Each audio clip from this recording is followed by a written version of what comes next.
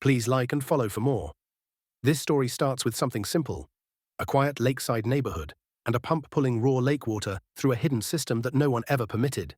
The setup looks harmless at first: a tiny pump box sitting in a driveway, a pipe disappearing underground, grass, landscaping, and a basin that looks like a private front yard.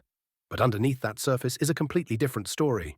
An investigation uncovered that the pump was drawing untreated surface water straight from the lake. That water didn't just serve the home beside it, it was piped underground, crossing beneath the public road to supply the house across the way.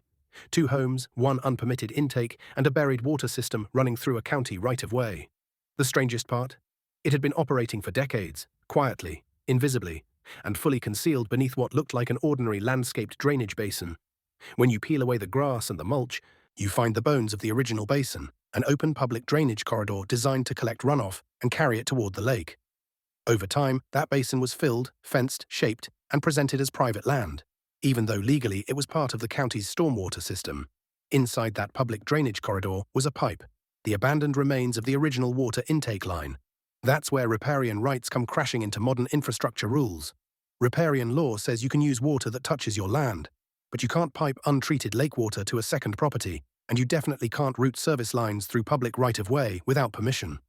Once you cross the edge of your own land, everything shifts into public trust law, state health codes, and utility encroachment regulations. This hidden system broke all of them at once. State drinking water regulations forbid using raw surface water for domestic use without treatment. Right-of-way law prohibits private lines from running under a public road.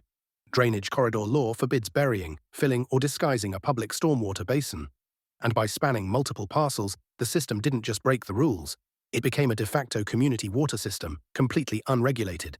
The biggest issue isn't the pipes, it's the concealment. Landscaping that hid public land, fencing that suggested private ownership, and decades of use that made the illegal system appear normal. This is how water law gets twisted when boundaries aren't verified, when public land is disguised as private, and when riparian rights are used as a shield for something they were never meant to cover.